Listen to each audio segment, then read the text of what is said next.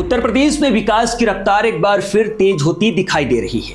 प्रदेश सरकार ने बरेली आगरा झांसी ललितपुर कॉरिडोर को मंजूरी देकर एक बड़े बुनियादी ढांचे की नींव रख दी है, जो अपने आने वाले समय में पश्चिमी, पूर्वी और बुलंदखंड क्षेत्र को मजबूत सड़क नेटवर्क से जोड़ देगा। यह कॉरिडोर न केवल 7 प्रमुख एक्सप्रेसवे को आपस में कनेक्ट करेगा, बल्कि बरेली को भी रणनीतिक रूप से प्रदेश के बड़े शहरों और आर्थिक गलियारों से सीधे जोड़ेगा। इस परियोजना के तहत बरेली का जुड़ाव पूर्वांचल, बुलंदखंड और एनसीआर से और अधिक सशक्त होगा।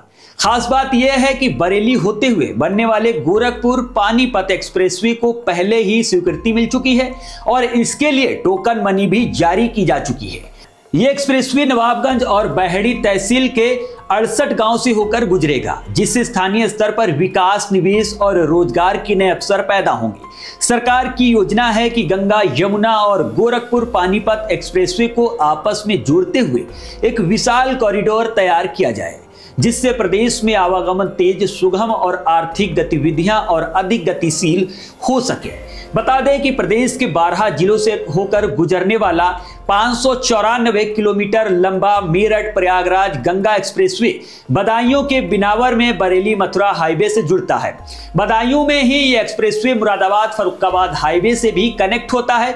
वही बरेली मथुरा हाईवे वृंदावन के पास यमुना एक्सप्रेसवे से जुड़ जाता है। चित्रकूट, बांदा, महोबा, हमीरपुर, जालौन, औरैया और इटावा से होकर गुजरने वाला 296 किलोमीटर लंबा बुलंदखंड एक्सप्रेसवे भी यमुना एक्सप्रेसवे से कनेक्ट होता है। वहीं गोरखपुर पानीपत एक्सप्रेसवे के लिए बजट की मंजूरी मिल गई है। उत्तर प्रदेश एक्सप्रेसवे प्राधिकरण के एक अधिकारी का कहना है कि कई बड़ी परियोजनाओं पर तेजी से काम चल रहा है। बरेली आगरा झांसी ललितपुर कॉरिडोर के लिए शासन ने 7,000 करोड़ रुपए का बजट तय किया है। योजना है कि अगले 5 वर्षों में प्रदेश से गुजरने वाले सभी एक्सप्रेसवे नेशनल हाईवे और स्टेट हाईवे आपस में जुड़ जाएंगे। NHAI के एक परियोजना निर्देशक के अनुसार इन कॉरिडोर पर तीनों संस्थाएं मिलकर काम करेंगी। प्रस्तावित कॉरिडोर प्रदेश के 7 एक्सप्रेसवे समेत सभी प्रमुख राष्ट्रीय और राजमार्ग को आपस में जोड़ेगा। इनमें गंगा एक्सप्रेसवे लगभग तैयार है। पूर्वांचल एक्सप्रेसवे, आगरा लखनऊ एक्सप्रेसवे और गाजियाबाद कानपुर एक्सप्रेसवे पर काम जारी है। गोरखपुर शामली पानीपत एक्सप्रेसवे के लिए भूमि अधिग्रहण शुरू हो चुका है। बरेली से होकर गुजरने वाला यह प्रस्तावित मार्ग प्रदेश का सबसे लंबा एक्सप्रेसवे होगा। प्रदेश से गुजर रहे प्रमुख एक्सप्रेसवे और उनकी लंबाई के बारे में हम आपको बताते हैं।